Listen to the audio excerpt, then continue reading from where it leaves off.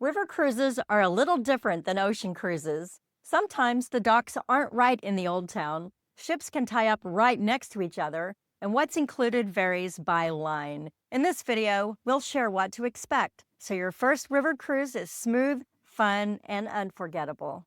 Hey, I'm Mark. And I'm Monica. We've been traveling the world for 3 years, nearly full time, and we're going to give you our top 15 things you absolutely need to know before you put yourself on your first river cruise. First mistake first time river cruises have is that the ship will always dock right in the middle of Old Town. I can tell you from our personal experience, it is amazing how many times we have literally pulled up right in the heart of Old Town. We've walked right off the ship and we're in the middle of all the action. But that is not always the case. There's a lot of river cruise ships that just understand that sometimes you're definitely going to dock where you look out the window, you're like, where am I? Where's the Old Town? So just set that expectation from the front that all 7 days, all 7 stops probably will not always be the perfect location in each town. You'll more than likely be able to walk in, but even if you're not, the River Cruise Line will set up a shuttle and get you into that Old Town. It's not logistics that you have to worry about. The river cruise company will make sure you get to where you need to go, but set your expectations to know that you're not always going to be right in the middle of Old Town. Mistake number 2 is not knowing about rafting. What is rafting? Often there are several ships stacked up at the same pier, one after the other, sometimes 3 deep at a given pier.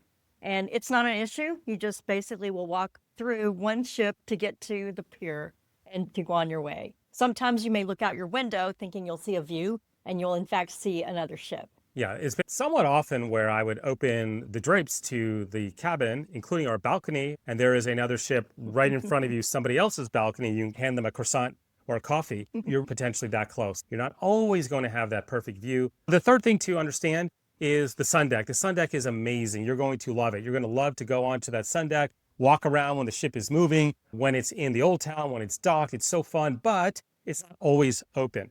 There are times that the ships have to go under low bridges, so they have to close off access. Sometimes they have to just put down the gazebos that are on the top. Just understand it's going to be accessible a good part of the cruise, but don't get frustrated if there's an occasion where you can't go up those stairs to the top. By the way, a good pro move is almost every ship will have a really cool observation lounge. So there's always going to be a way and a place that you can relax in, whether it's in the lounge, out in the back of the ship. There's really great options besides just the sun deck.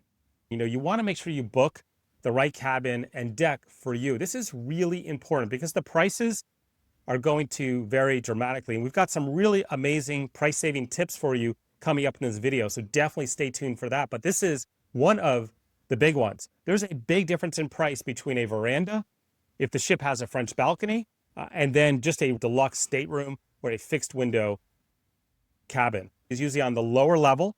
It will not have a window that can open. It will not have a balcony.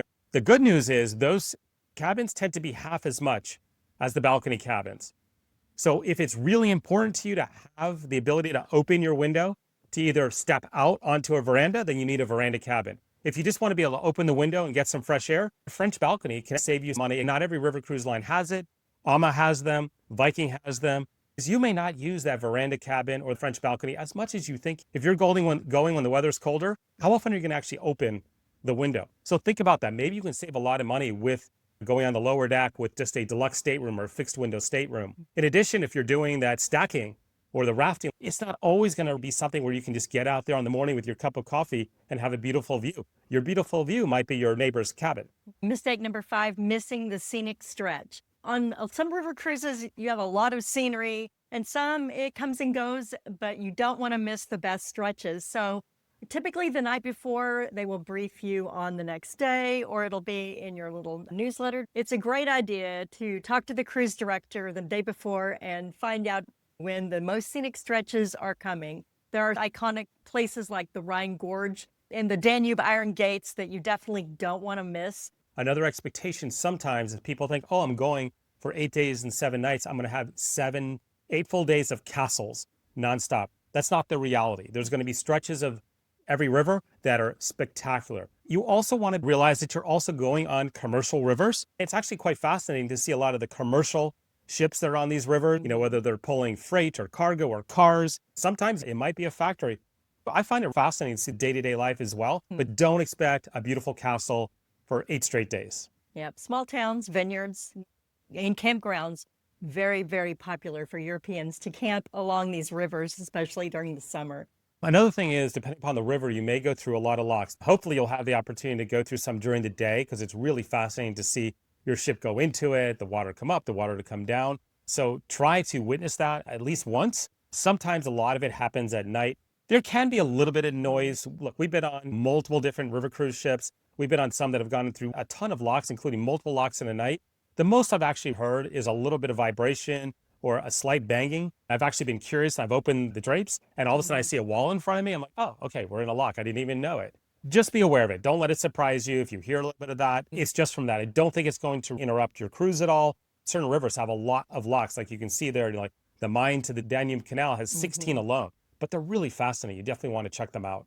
Similar to what we mentioned before, this is just something I want you to think about is the balcony. I can tell you that every single one that we booked so far, we have either had a French balcony or a balcony. On Avalon, for instance, they call it their panoramic. So the cool thing about that one is you get extended space and the bed is oriented towards the outside. On other ones, the step out balcony and a French balcony may be all you need. So you can sometimes save a little bit of money going for the French balcony because you just want the fresh air maybe in your cabin. Remember, this is different than an ocean cruise. You're not going to probably be in your cabin as much as you think.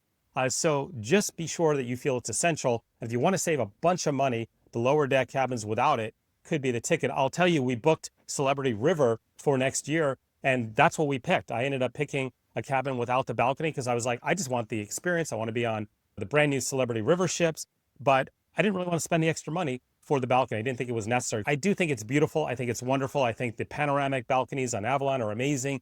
Ama's got French balcony and outside balcony cabins together. That's really cool. And Viking, you have your choice of French balcony or balcony. So I don't discourage you from doing it. Just really make sure that you understand the pros and cons. Mistake number 8, expecting ocean-style entertainment. It definitely will not be big production shows like you might see on Royal. It's more kind of a low-key, intimate type entertainment like lectures, local musicians. You may have a piano performance. Sometimes they take you off the ship and into a hall and you can watch violinists or a quartet or some show like that. But it's mostly going to be that type of entertainment. It's nice, it's pleasant, it's not going to be a high energy situation at night. You're going to be very busy during the day. Most people, it's not really what they're looking for on a river cruise. It's more about enrichment and culture. And it's not the vibe of a river cruise. Something to be aware of is just water level. Some of you who have booked river cruises maybe have experienced this. We've experienced it before where we've had to be bused to a different start. They moved the ship. It was fine. The river cruise companies are spectacular at making accommodations for this. Sometimes they literally will put you onto a different ship than you originally booked. There's even been times when they've had to move you from one ship to the next. They will take care of the logistics. What you need to do is just be a little bit flexible because it's Mother Nature. It's uncontrollable. They want you to have an amazing time, every single river cruise company, but realize that you could be impacted by water levels. There are certainly times of the year that have higher odds of problems and times of the year less. When we're working with people individually that we're booking, we do get that question. And of course, it's something that we sometimes look at. We say, hey, maybe look at this month versus this month if it's a concern. We always tell people there's always a chance a port is going to get canceled. We're about to board a ship in a couple days. We got a notice this week that one of our stops was canceled. It's going to happen at times when you river cruise or ocean cruise frequently. The best thing you can do in traveling in general is just roll with it because things happen and it's impossible to predict. What I will say is about river cruises, these are major rivers. It may affect certain ports. It may affect certain ships. They may have to switch out a ship.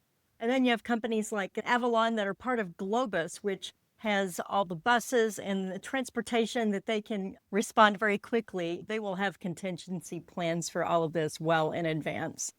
Yeah, they're well-oiled machines. They'll have buses for you. They'll take you where you need to go. They will do everything they can to make sure it's as good as can be. Like Monica said, just be a little flexible. Don't get angry about it, and you'll have a great time. Mistake number 10, river cruises are really very, very close to all-inclusive, and we'll cover in just a little bit. I've got a good breakdown of all the major river cruise lines, so you know what's included.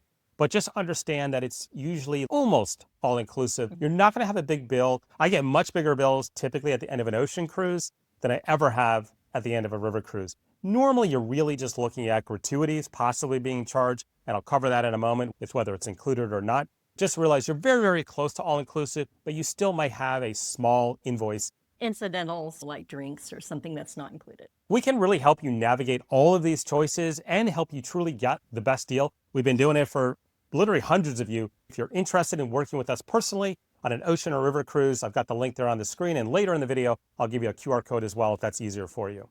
Mistake number 11, over-relying on ship Wi-Fi. It's something we all use more and more during travel. The reality on river cruises is that the signals really can fluctuate. It can depend on the metal hull. It can depend on the part of town you're in or the part of the river you're on. So anything you need to pre-download before you go, like travel guides or media, do that in advance. And then a good tech solution to have is for your cell coverage. Make sure you have an eSIM like Saily that you can install on your phone to improve coverage. I keep hearing it's getting better. Some ships are switching over to Starlink, which I think will help because they were really using cellular signals before. So that may be something to look for. If your ship has Starlink, that's going to be better. We mentioned the Saily app. You can find that in the App Store. One thing that you need to know in order to install an eSIM is your phone has to be unlocked. Make sure that you have paid for the phone and also gone to your carrier before you go and they've unlocked that phone. It's not an instantaneous thing that you can have done. So it's something you want to do before the trip.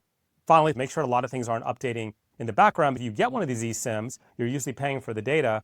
You do not want that on in the background when you're not connected to Wi-Fi because it's going to be using your data that you're paying for with your eSIM. Mistake number 12 is mobility.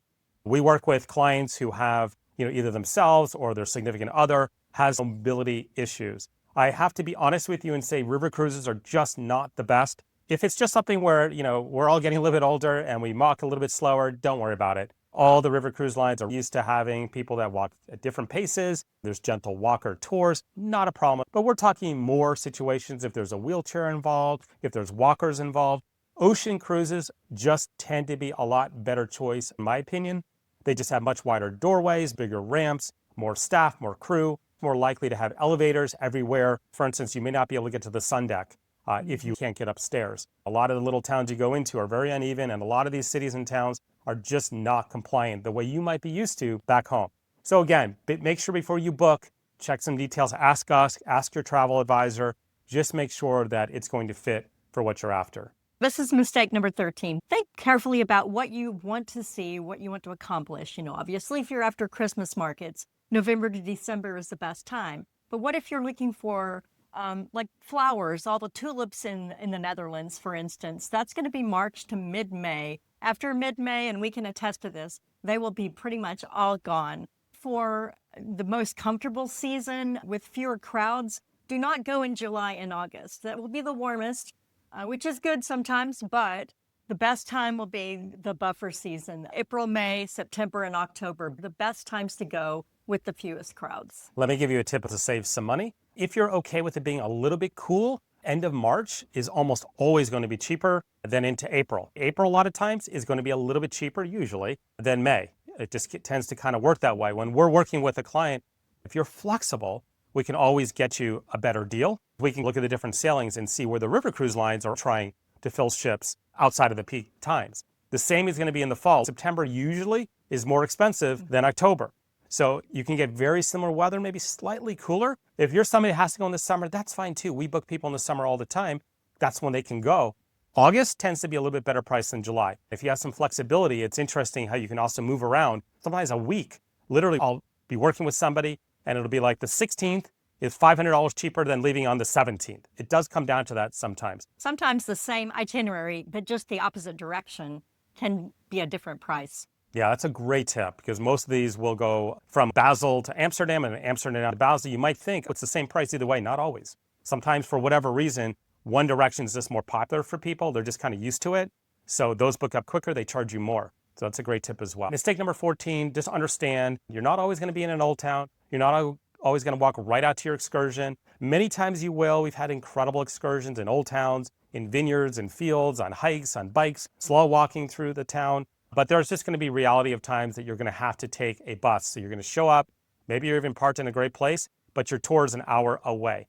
Just don't be shocked by that. Realize that, yes, you will be getting on some motor coaches. When we did the Christmas markets, we got on some motor coaches to get to some of those markets. When we did Germany and we wanted to go to the Black Forest, we got on a motor coach. We went to Salzburg, Colmar, Heidelberg. If you're going to do one up in France, you're probably going to get on a bus for the Normandy beaches. Shocked by that. The good news is usually these buses tend to be current, modern, very comfortable. You'll have your guides from the ship with you, so you'll be taken care of every step of the way. But just don't suddenly be shocked if you show up and you go, wait a minute, I thought this was going to be river cruise. Why am I in a bus for 45 minutes? It's just to get to some excursions. Mistake number 15, packing the wrong stuff. Prohibited items like irons and steamers are not allowed for fire safety reasons, so leave those at home. Must-haves include full layering because weather can change at any time, even in the summertime. Bringing a rain jacket can also be useful. Earplugs if you have trouble sleeping at night. The most important thing of all these cruises is